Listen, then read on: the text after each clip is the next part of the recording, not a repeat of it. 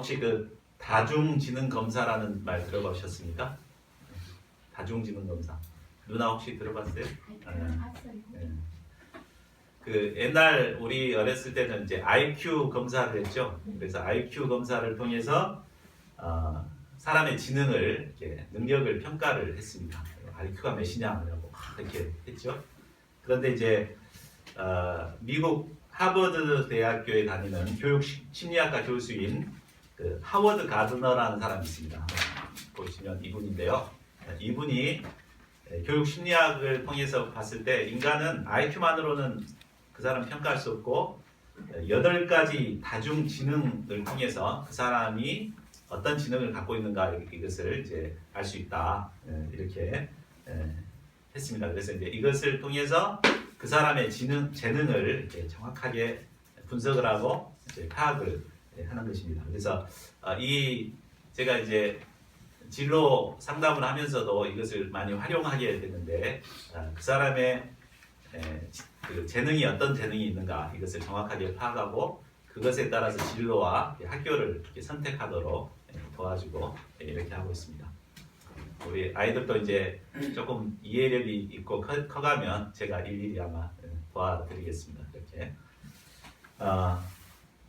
근데 이제 이것을 검사해봤거든요. 우리나라에서 정말 그 상위 몇 프로에 든 성공한 사람들을 이렇게 조사를 해봤는데 한번 보시면 여기 보면은 한 분은 의사하고 여기는 아마 리본 체전가 운동 선수고 저 사람은 건축 디자이너고 이 사람은 이제 음악가인데 보면은 아까 그 8가지 지능 중에서 자기 필요한 지능들을 다 갖고 있었어요. 거기에 맞춰서 했기 때문에 성공할 수가 있었던 거예요. 근데 이제 공통점이 하나 있죠. 그게 뭡니까? 아까 자기 성찰 지능이라고 그랬는데 여기는 자기 이해 지능이라고 그랬죠. 똑같이 자기 이해 지능이 동일하게 높았습니다. 그러니까 자기 재능에 맞는 일을 선택해서 열심히 했는데 또 더불어서 자기 이해 지능이 뛰어나야지 그 분야에서 성공할 수 있다는 것이 이제 보여지는 거죠. 그러니까 아무리 자기 재능에 맞는 일을 선택했다 하더라도 자기 성찰 지능이 없으면 성공할 수가 없는 거예요. 그러니까 그런 사람은 좀만 어려움이 있어도 그냥 포기해버리고 하다 보니까 자기 능력을 사장시키는 경우가 많죠. 그러나 좀 부족하다 하더라도 자기 성찰 지능이 있는 사람들은 열심히 노력하고 막 한계를 뛰어넘고 해서 그 분야에서 성공할 수가 있게 되는 것입니다. 그래서 우리가 아이들의 그 자기 성찰 지능을 그렇게 높여주는 게 필요해요. 그러려면 이제 신앙생활이 굉장히 중요하죠. 신앙생활을 통해서 자기 성찰 지능을 높여갈 때 이제 성공할 수가 있는 것입니다. 자, 제가 서두에 이런 말을 하는 것은 그 말라기 당시 제사장들과 백성들의 문제를 말하기 위해서입니다. 그들에게 우리가 1장에서부터 쭉 봤을 때 많은 문제들이 있었습니다. 근데 가장 심각한 문제는 제가 볼 때는 그들이 자기 자신을 몰라도 너무 모르고 있다는 것입니다. 그래서 하나님께서 그들의 문제를 정확하게 진단해주고 지적을 해줘도 계속 반발하죠. 하나님 너를 사랑한다 그랬다. 우리가 하나님 어떻게 나를 사랑했습니까? 막 하고 따지고 또 너희가 주의 이름 몇 시 했다 그러니까 우리가 언제 주의 이름 몇 시 했습니까? 막 하고 따졌습니다. 만약 그들이 자기 성찰 지능이 조금이라도 높았다면은 이 하나님의 지적 앞에 정말 내가 그런 사람이었구나 깨닫고 돌이키고 아마 정말 하나님의 보시기 기뻐하시는 신앙인들로 성장했을 것입니다. 그러나 오늘 본문도 쭉 읽어봤지만 이들이 똑같이 하나님의 말에 대해서 인정하지 않고 계속해서 이렇게 반발하는 모습을 볼 수가 있습니다. 자, 하나님께서는 이런 그들을 오늘 말씀을 통해서 그들을 돕고 계십니다. 자, 오늘 본문 말씀을 통해서 바로 우리를 돕고자 하시는 이 하나님의 음성을 듣고 나의 문제는 과연 무엇인가 깊이 자기 성찰하는 시간이 되었으면 좋겠습니다.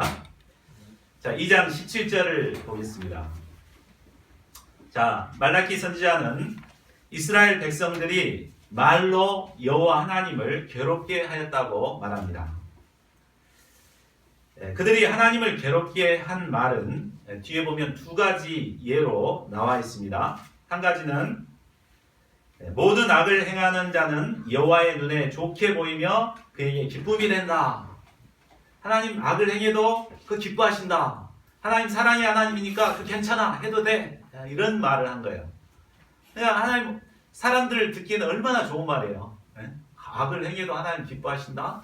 그러니까 마음대로 해도 되겠네. 막 하고 이렇게 막 하는 거죠. 그러나 사람들 듣기에는 좋은 말이지만 하나님 들을 때는 굉장히 괴로운 날이었습니다.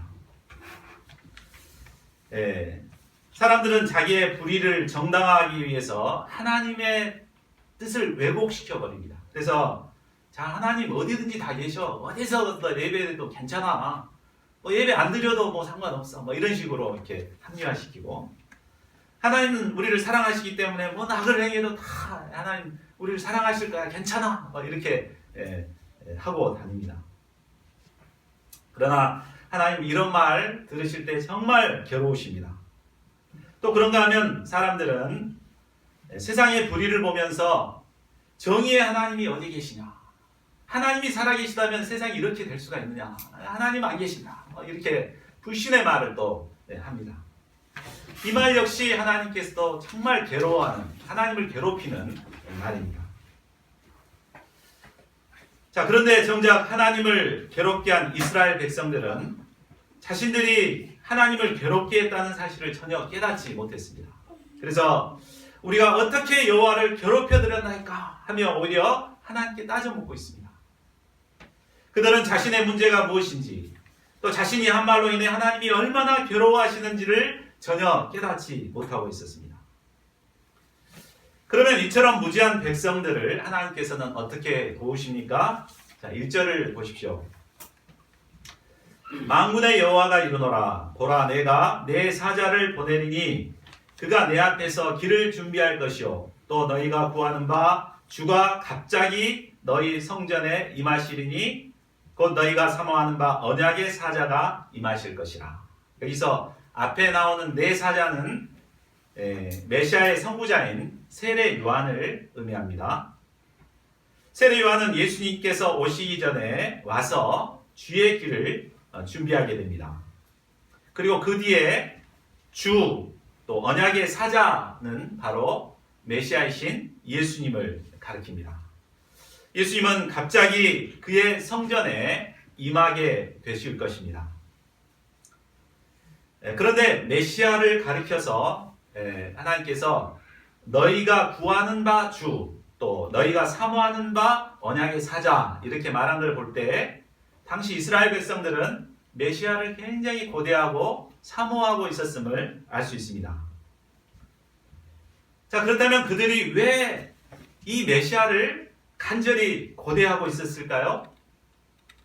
그것은 메시아가 오시면 그 강대국의 압제에서 그들을 벗어나게 해주시고 경제적인 풍요를 주실 것이라는 기대감이 있었기 때문이었습니다.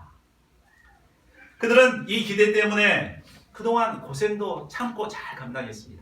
성전도 재건하고 성벽도 재건하고 또 참 지금도 눈물고 병든 재물이지만 정말 어려운 살림살이에서 정말 하나님께 예배하고 드리는 그런 삶을 살고 있었습니다.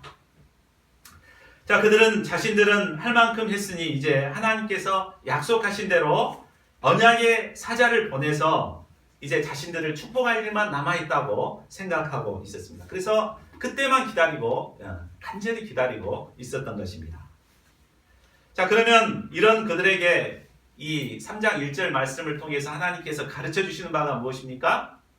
그것은 첫째로 메시아는 사람이 기대하는 때가 아닌 바로 하나님께서 원하시는 때에 갑자기 임하게 된다는 것입니다. 우리는 때로 내가 원하는 때에 하나님께서 역사하시기를 기대합니다. 그러나 하나님께서는 우리가 예측하지 못하는 때에 갑자기 임하시는 분이십니다. 또 둘째는 메시아가 그의 성전에 임하신다는 것입니다. 이는 예수님께서 그들이 원하는 정치적인 메시아나 경제적인 메시아가 아니라 우리가 작년에 배웠던 히브리서에서 배운 대로 영원한 대제사장으로서 영적인 구원 사역을 위해서 오신다는 것을 말해주고 있습니다. 또 셋째로 예수님께서는 언약의 사자가 되십니다. 언약의 사자란 말은 곧 말씀을 증거하는, 하나님의 말씀을 대언하는 메신저가 되신다는 말입니다. 그래서 예수님께서 오셔서 하셨던 주된 일이 하나님의 말씀을 선포하는 일이었습니다. 하나님께서는 바로 이 말씀으로 그들의 잘못된 메시아관을 바로 잡아주신 것입니다. 자, 그러면 언약의 사자이신 예수님께서 성전에 임하셔서 구체적으로 하시는 일이 무엇입니까? 첫째로 예수님께서는 우리 내면에 더러운 것을 연단하여 정결하게 하십니다. 2절과 3절 상반절을 보십시오.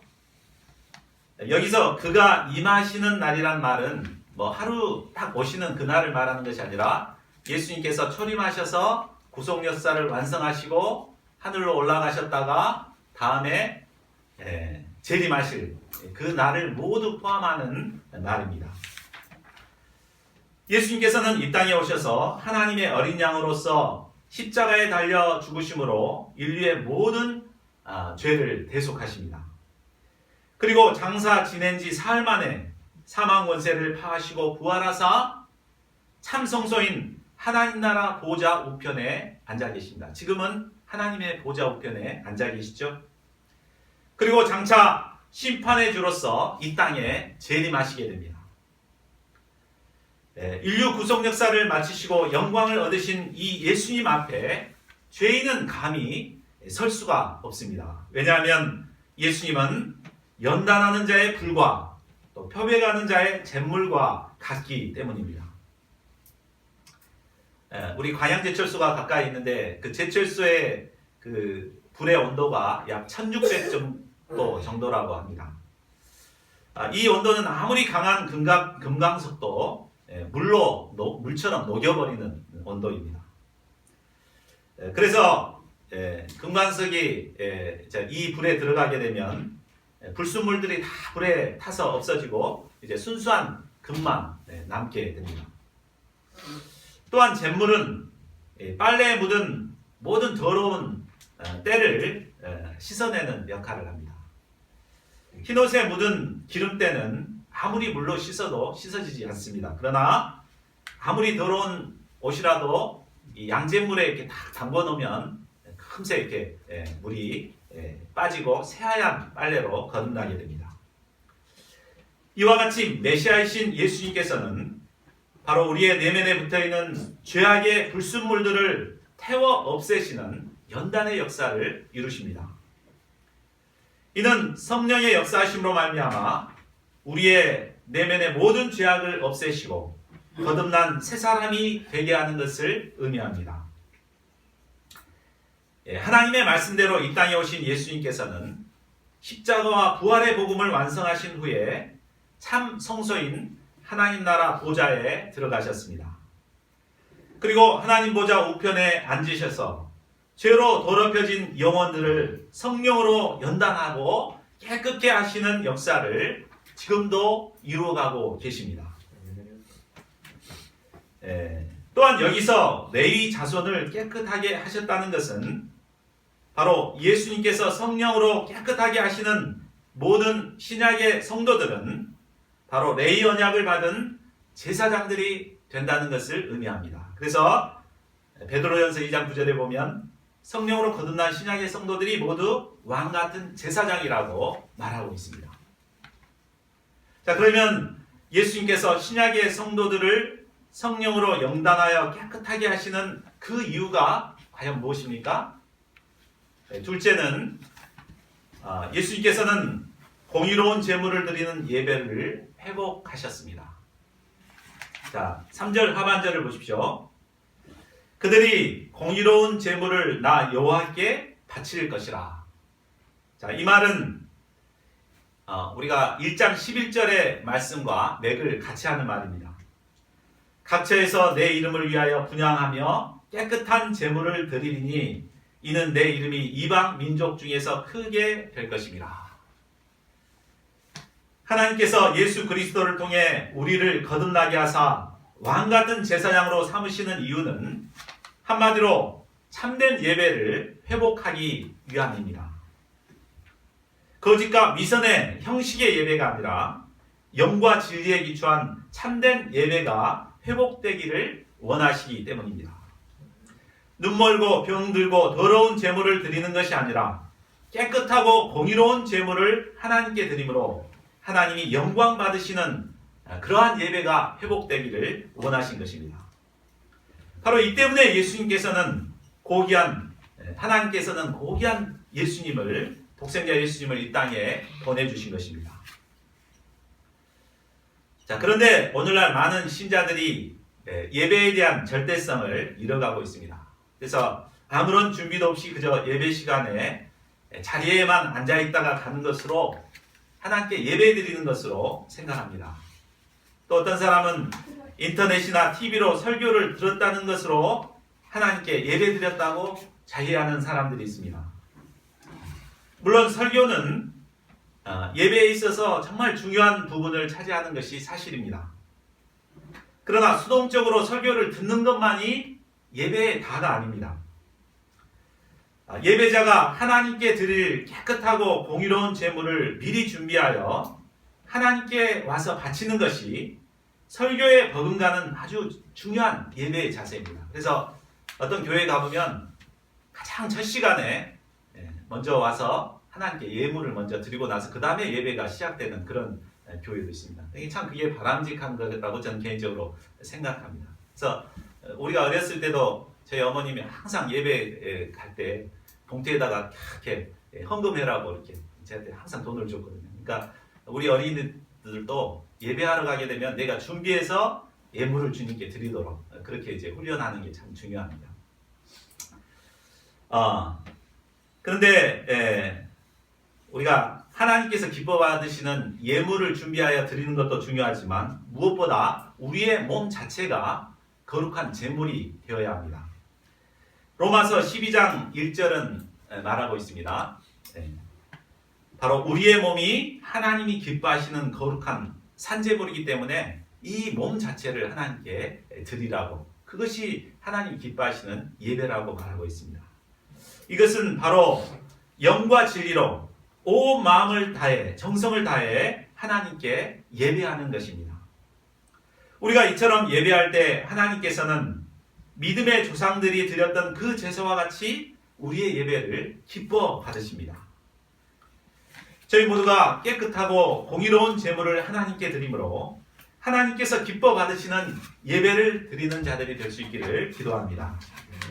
자, 셋째로 하나님께서는 예수님을 통해 이스라엘의 죄악을 심판하십니다. 자, 5절은 당시 이스라엘 백성들의 7가지 죄가 열거되고 있습니다.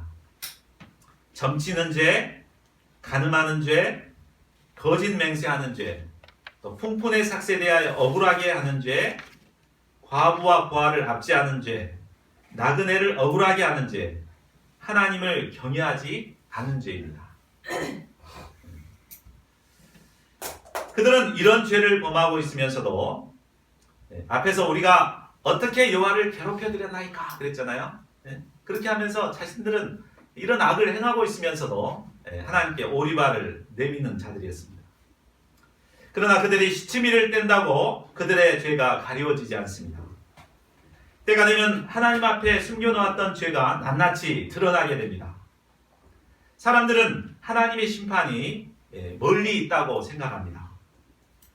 그리고 심판이 임박해지면 그때 가서 회개하면 되지 이렇게 생각합니다.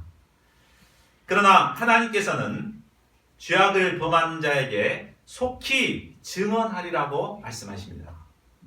전혀 예상하지 못하던 때에 하나님의 심판대 앞에 서게 된다는 말입니다.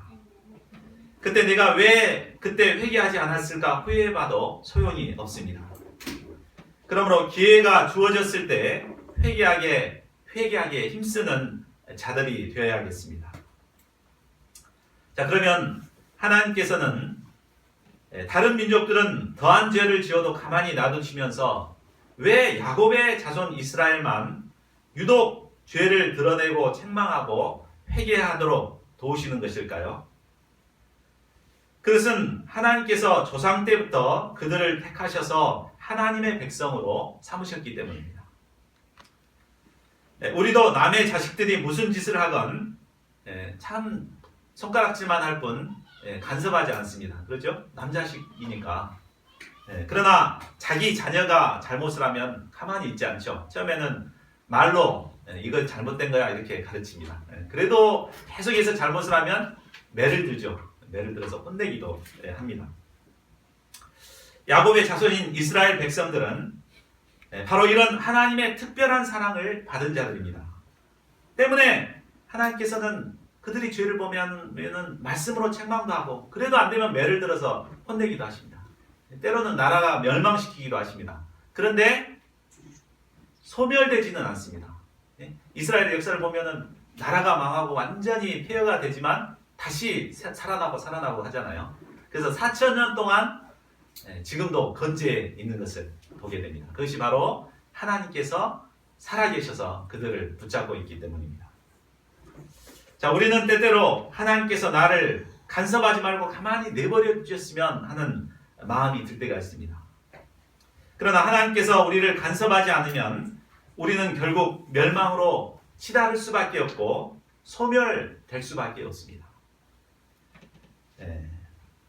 하나님께서는 우리를 사랑하시기 때문에 소멸시키지 않고자 때로 책망하시고 또 때로는 저주를 하시기도 하십니다.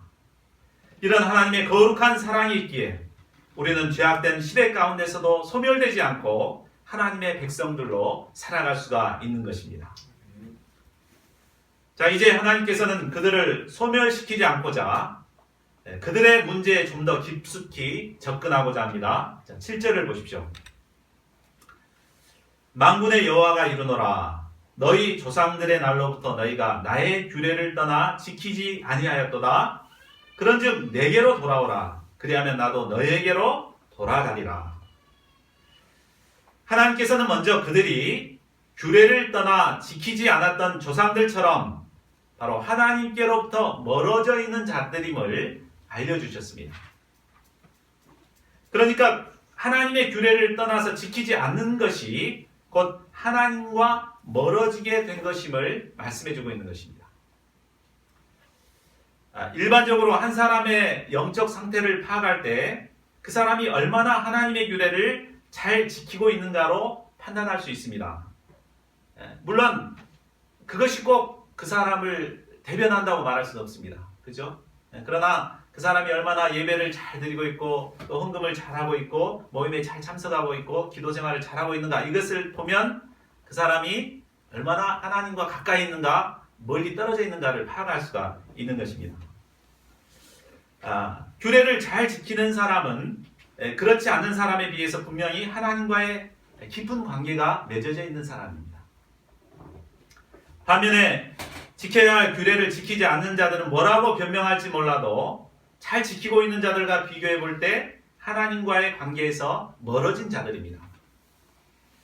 하나님께서는 당시 이스라엘 백성들이 하나님과 멀어진 상태에 있음을 알려주신 후에 이제 그들이 어떻게 하나님과 관계를 회복할 수 있는가를 가르쳐 주십니다. 그것은 멀리 떨어져 나간 그들이 먼저 하나님께로 돌아와야 한다는 것입니다. 누가복음 15장에 보면 탕자가 돌아오는 내용이 나오죠. 이것처럼 먼저 탕자가 자신의 문제를 깨닫고 돌아와야 됩니다.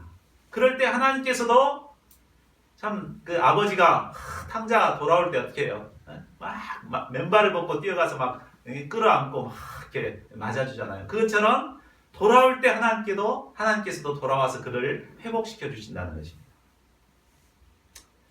자, 그러면 이에 대한 이스라엘의 대답이 무엇입니까? 2절 하반절을 보십시오. 너희가 이르기를 우리가 어떻게 하여야 돌아가리까 하는도다. 자, 이 대답은 그들이 정말 돌아가고 싶은데 방법을 몰라서 묻는 말이 아닙니다. 문제에 답이 있다고 하나님께서는 먼저 그들이 하나님의 규례를 떠나 지키지 않았음으로 말미암아 멀어져 있다는 것을 알려주셨죠? 그러니까 돌아와라는 말은 뭔 말이에요? 규례를 잘 지키고 지키라는 얘기죠. 그렇게 얘기를 했는데 몰랐다고 하고 있습니다. 그러나 그들은 자신들이 하나님을 떠났다는 사실도 또 하나님의 규례를 지키고 있지 않다는 사실도 인정하고 싶지가 않았습니다. 그도 그럴 것이 그들이 어떤 자입니까? 그들은 안정된 바벨론의 삶을 포기하고 이스라엘에 와서 고생하고 있는 사람들이에요. 그리고 그들은 성전과 성벽을 재건하기 위해서 수많은 자기 재산, 자기 이제 그동안 가져왔던 거 다 이렇게 거기에 쏟아붓고 온 열정을 다 바쳐서 성벽 재건, 성전 재건을 했던 사람들이에요. 그리고 지금도 예배를 회복하고 꾸준히 하나님께 제사를 드리고 섬기고 있는 자들입니다. 근데 하나님께서 그런 그들에게 규례를 지키지 않고 멀어졌다고 이렇게 말한 것입니다. 그들은 이 하나님에 대해서 도저히 받아들일 수가 없었어요. 우리가 어떻게 하나님의 규례를 지키지 않았는가? 우리가 어떻게 하나님께서 멀어졌는가? 그것 자체를 인정할 수가 없었습니다. 그래서 우리가 하나님께 돌아가기 위해 더 이상 어떻게 하란 말입니까? 이런 뉘앙스로 지금 하나님께 따져먹고 있는 것입니다. 자, 그들이 과거 희생과 헌신과 수고를 통해 하나님을 섬겼던 것은 사실입니다. 그러나 과거에 그들이 어떻게 섬겼건 신앙생활이란 항상 현재가 중요합니다. 현재가. 과거에 그들이 아무리 희생하고 헌신하고 하나님을 섬겼다고 하더라도 우리가 1장부터 쭉 살펴봤듯이 그들은 병든 제물이나 하나님께 드리고 있었습니다. 그리고 하나님의 말씀을 듣지도 않고 마음에 두기도 싫어했던 자들입니다. 그리고 실생활에서 온갖 악을 행하고 있었습니다. 그럼에도 자신들이 하나님과 멀어져 있다는 사실을 전혀 깨닫지 못하고 있었습니다. 자, 왜 그럴까요? 바로 그것은 그들이 과거 하나님께 헌신했었다는 자기 의가 남아있기 때문일 것입니다. 왕년에 내가 어떻게 하나님을 섬겼는데 나만큼 섬긴 사람이 있으면 나와보라 그래. 이런 자기 의가 있었기 때문에 그들의 영적인 눈이 멀어버렸습니다. 이런 자기 의로 인해 자기 성찰 지능이 완전히 망가져버린 것입니다. 자, 그러면 하나님께서는 이런 그들을 어떻게 도우십니까? 8절 9절을 보십시오. 자, 이 말씀은 11조에 관한 말씀입니다. 11조 규례는 하나님의 백성들이 마땅히 감당해야 할 여러 규례 중에 한 가지입니다. 우리가 오해하기 쉬운데 너희들 11조 안 들여서 그랬어. 하나님 이렇게 말하는 거 아니에요. 여러 규례 중에 딱 하나를 지금 샘플로 딱 끄집어내서 너희들이 얼마나 규례를 지키지 않는가를 지금 보여주고자 하는 것입니다. 우리가 앞서 느헤미야 13장을 잠깐 살펴봤죠. 우리 느헤미야 13장에 보면 그들은 한때 어려운 문제가 생기니까 11조를 안 드렸던 적이 있습니다. 그로 인해서 어떻게 됐어요? 성전에 레위 사람들이 다 노래하는 사람들, 찬양하는 사람들이 먹고 살아야 되니까 그들이 헌금을 안 하니까 먹을 수가 없으니까 이제 자기 밭으로 다 가버렸죠. 그래서 성전이 황량하게 돼버렸어요.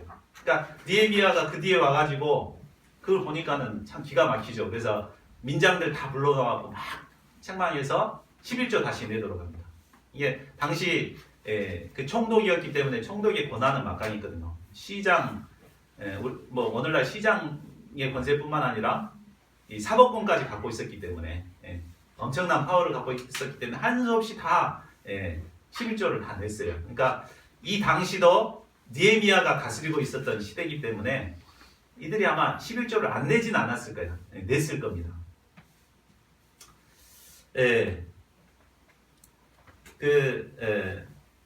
이 때문에 그들은 하나님의 것을 도둑질했다는 것에 대해서 인정할 수가 없었습니다. 우리 지금 11조 내고 있는데 왜 그러냐 이렇게 항변을 한 것입니다. 그런데 1장에서 우리가 살펴봤듯이 그들이 11조를 드리고 헌금을 내긴 냈지만 눈멀고 병든 쓸모없는 것만을 속여서 하나님께 드렸습니다. 때로는 흉작이라 먹을 것도 없다며 안 내고 빼먹기도 했을 것입니다. 그러면서도 그들은 하나님의 것을 도둑질했다는 것을 인정할 수가 없었습니다. 그래서 우리가 언제 하나님 것 도둑질했냐고 막 하나님께 또 대들고 있습니다. 자, 11조는 하나님께서 나에게 주신 물질에 감사함으로 그 중에서 10분의 1을 구별해서 하나님께 드리는 규례입니다. 11조는 10의 1조, 10분의 1만 드린다 이런 의미보다는 하나님께서 주신 10가지 중에 가장 첫 번째 것, 좋은 것을 하나님께 드린다 이런 의미가 있습니다. 우리는 하나님께서 주신 것에서 가장 좋은 것을 구별해서 먼저 하나님께 드려야 합니다. 그리고 나머지 것도 사실은 하나님께서 주신 것이기 때문에 하나님의 뜻에 맞춰서 하나님의 뜻에 맞게 이 물질을 잘 관리해야 됩니다. 우리는 물질의 청지기예요. 하나님께서 주신 물질을 우리가 잘 어떻게 관리하느냐, 이 물질의 청지기의 자세를 가지고 살아야 합니다. 이런 청지기의 자세로 우리는 하나님의 영광을 위해서 물질을 잘 관리하고 사용해야 합니다. 그러나 이스라엘 백성들은 자신이 가진 물질이 모두 자신의 것이라고 생각했습니다. 그래서 자신이 쓰기 위해서 자신의 쓸 것을 먼저 싹 이렇게 해놓고 쓰지 못할 못 쓴 것들만 다 골라서 하나님께 드린 것입니다. 그것이 바로 하나님의 것을 도둑질하는 것이었습니다. 사람들은 자신이 가진 물질을 자신의 것이라고 생각하고 자신을 위해서 사용합니다. 내가 가진 물질을 모두 내 마음대로 쓰면 우리는 잘 먹고 잘 살 것 같습니다. 근로자들은 월급 1, 2% 인상을 위해서 목숨을 걸고 투쟁하죠. 거기에 비하면 10%는 얼마나 큰 액수입니까? 이것을 하나님께 안 드리고 내 것으로 쓰면 금방 부자가 될 것 같습니다. 그러나 그 결과 어떻게 됩니까? 9절을 보십시오. 너희 곧 온 나라가 나의 것을 도둑질하였으므로 너희가 저주를 받았느니라. 바로 이스라엘 백성들이 하나님이 주신 물질을 자기의 것으로 썼을 때 당장에는 잘 먹고 잘 살았을지 모릅니다. 그러나 결국에는 하나님의 저주를 받게 되었습니다. 11절에서 말한 대로 하나님께서 그들을 보호해 주시지 않게 되니까 메뚜기가 와서 그의 소산을 먹어버립니다. 또 예기치 못한 지출이 막 늘어납니다. 포도가 익기도 전에 막 떨어져 버리고 수확이 막 줄어들고 통장에 잔고가 줄어듭니다. 그러니까 11조를 안 내고 내 것으로 쓰면 더 풍족해져야 될 것 같은데 이상하게 나가는 데가 많아져요. 지출이 많아져요. 그래서 그러다 보면 다음 달에도 또 부족하게 되고 또 부족하게 되고 계속 이게 악순환이 되는 것입니다. 그러나 궁핍한 가운데서도 온전한 11조를 드릴 때 하나님께서는 어떤 축복을 내주십니까? 우리 10절 말씀을 같이 한번 읽어보겠습니다. 시작. 만군의 여호와가 이르노라. 너희의 온전한 11조를 창고에 들여 나의 집에 양식이 있게 하고 그것으로 나를 시험하여 내가 하늘 문을 열고 너희의 복을 쌓을 곳이 없도록 붙지 아니하나보라. 하나님께서는 11조를 하나님의 창고에 들여 하나님의 집에 양식이 있게 하기를 원하십니다. 하나님의 집에 양식이 있어야 하나님의 집을 섬기는 풀타임 사역자들 먹일 수가 있죠. 그리고 성전도 잘 아름답게 관리할 수가 있습니다. 또 성전에 먹을 것이 풍부해야지 가난한 자들, 영적으로 줄인 자들을 돌볼 수가 있는 것입니다. 이 때문에 하나님께서는 이 성전에 하나님의 물질이 가득 차기를 원하십니다. 그러나 하나님의 창고에 먹을 것이 없게 되면 하나님의 일을 할 수가 없게 됩니다. 이 때문에 하나님께서는 우리에게 주신 것에서 10분의 1을 하나님께 드려서 하나님의 창고를 채우기를 원하십니다. 성경에는 여러 곳에서 하나님을 시험하지 말라고 명하고 있습니다. 그러나 오늘 본문에서 보면 11조만큼은 시험해 보라고 말하고 있습니다. 왜냐하면 11조 신앙은 우리의 머리로 이해할 수 있는 것이 아니기 때문입니다. 오직 순종하고 체험해봐야만 깨달을 수 있기 때문입니다. 분명 머리로 계산해보면 내가 오늘 이달에 11조를 내게 되면 분명히 적자가 나야 할 것 같습니다. 그런데 하나님께서는 희한한 방법으로 채워주십니다. 우리 승호 목사님 갑자기 그냥 차가 한 대가 갑자기 생겨져 버리고, 또 하나님께서 김치 냉장고도 그냥 무료로 바꿔줘 버리고, 이렇게 하나님께서 희한한 방법으로 이렇게 채워주시는 것을 우리가 경험하고, 야, 정말 하나님 살아계시구나, 하나님께서 우리를 이렇게 지키시고 보호하시구나, 이것을 정말 깊이 체험하고 하나님과 가까이 있는 것을 정말 체험하는 좋은 계기가 되는 것입니다. 이것이 바로 하나님 그 11조를 내는 신앙인들의 그 누리는 축복입니다. 우리 미국에서 가장 잘 사는 사람, 부자였던 사람이 록펠러라고 하죠. 록펠러는 처음부터 부자가 아니었습니다. 그의 어머니가 항상 그에게 11조만큼 철저하게 내도록 교육을 해서, 그가 처음에 이제 경제활동을 시작했을 때 처음 받은 월급이 $1 50센트였습니다. $1 50센트. 근데 그때부터 그가 철저하게 11조를 구분해서 하나님께 드렸어요. 그래서 하나님께서 그 사람을 축복해 주셔가지고 미국에서 가장 잘 사는 부자가 되게 했습니다.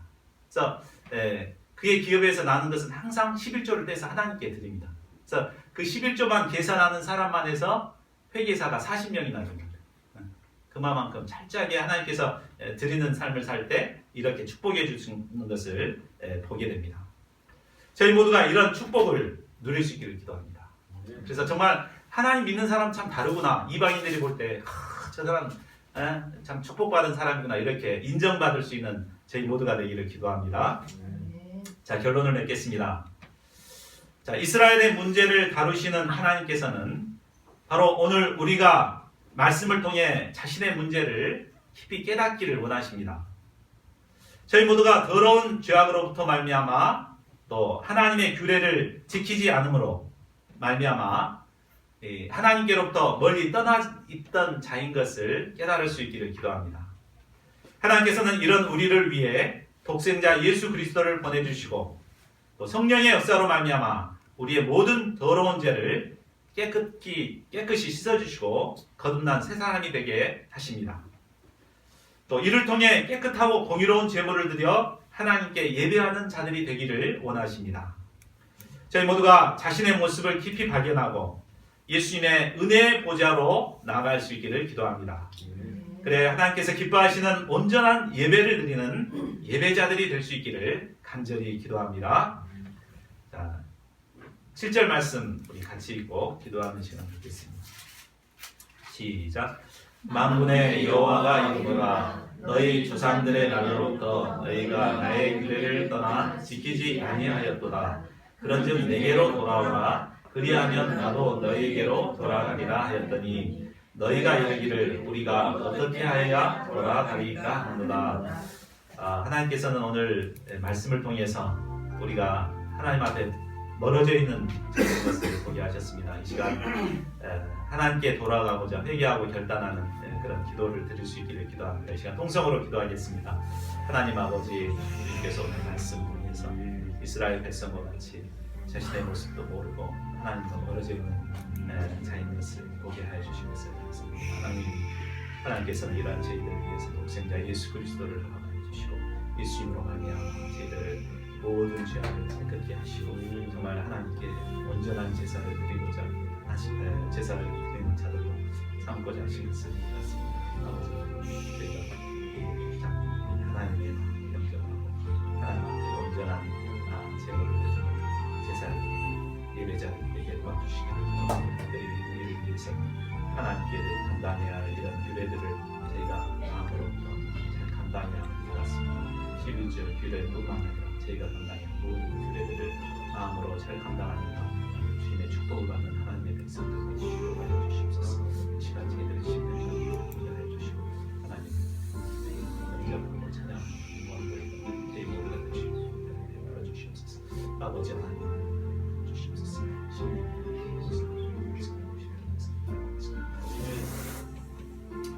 고마우신 하나님, 참 이스라엘 백성들처럼 저희의 모습을 깨닫지 못한 저희들에게 말씀으로 제 모습을 알게 하여 주신 것을 감사합니다. 저희가 참 죄악된 저의 모습, 하나님과 멀어져 있는 저의 모습을 인정하고 은혜의 보좌 앞에 나가 사죄의 은혜를 누리기를 원합니다. 이 시간 성령께서 제 모든 죄를 사해 주시고 정결한 심령으로 또 공의로운 깨끗한 예물을 드리는 예배자들이 될 수 있도록 저희들을 인도해 주시기를 간절하게 기도합니다. 하나님 아버지, 참 하나님께서는 저희 각 사람을 하나님의 백성으로 삼아 주셨사온데 저희가 하나님께 드려야 할 규례들을 잘 감당하는 가운데 하나님께 복받는 자들이 되게 도와주시고 또 많은 사람들의 인정을 받는 축복된 삶을 살아가는 저희가 될 수 있도록 인도하여 주시옵소서. 감사하고 주 예수 그리스도를 받들어 기도하였습니다. 아멘. 다 함께 일어나셔서 찬송가 273장 부르시겠습니다. 4장 부르실 때 준비하신 헌금